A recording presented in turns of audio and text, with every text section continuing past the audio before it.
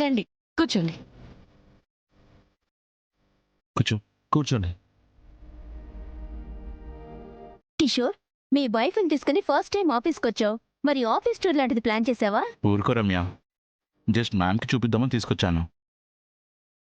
ఇంకేంటి కీర్తి, మా కిషోర్ నిన్ను బాగానే చూసుకుంటున్నాడా? తనకు కొంచెం సిగ్గెక్కువ మ్యామ్. అంత ఈజీగా కొత్త వాళ్ళతో మాట్లాడలేదు. ఓయ్ మాట్లాడు.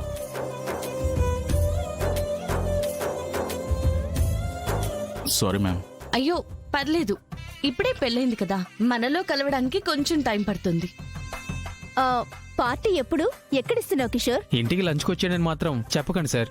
ఏం లేదు, 4 days నేను కీర్తి హనీమూన్కి వెళ్తున్నాం. సో వచ్చాక ప్లాన్ చేద్దాం. హనీమూనా? ఏయ్, ఏయ్, ఏయ్, ఏయ్. కీర్తి, మా కిషోర్ చాలా మంచివాడు. ఓపిక ఎక్కువ, కోపం మాత్రం చాలా తక్కువ. ఏ ప్రాబ్లం వచ్చినా కూడా ప్రాక్టికల్గా ఆలోచిస్తాడు. ఎవరు ఏ తప్పు చేసినా సిచ్యువేషన్ ఏంటి అని ఆలోచిస్తాడు గాని మనిషి ఎలాంటి వాడు అని చూడ్డు. చాలామంది క్రిమినల్స్కి పనిప్పించి మరీ వాళ్ళని ఒక దారిలో పెట్టాడు. కిషోర్ లాంటి వాళ్ళు చాలా తక్కువగా ఉంటారు. నువ్వు మాత్రం చాలా లక్కీ. సరే మ్యామ్, ఇక మేము స్టార్ట్ అవుతాం. హలో హలో, ఎక్కడికి? ఆఫీస్ ట్రెడిషన్ మర్చిపోయారా? కూర్చోండి. ఓ అవును కదా, అదెలా మర్చిపోయాం. అయ్యో మేడం, ఇప్పుడు అలాంటివి ఏం వద్దు మేడం. మా పెళ్ళయ్యాక కూడా వద్దనే చెప్పాం కిషోర్. నువ్వు విన్నావా? లేదు కదా. కిరణ్, నువ్వెళ్ళు. కీర్తి, నువ్వైనా చెప్పు ఇప్పుడు అవన్నీ వద్దని. అసలు తనకి మనం ఏం చేయబోతున్నామో తెలియాలి కదా.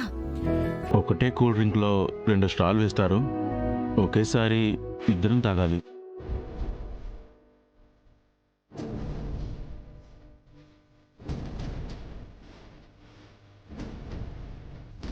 కీర్తి, కిషోర్, కమో స్టార్ట్ చేయండి.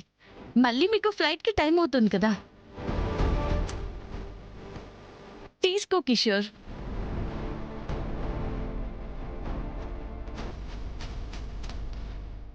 ఆ, కీర్తి, మీరు కూడా తాగాలి.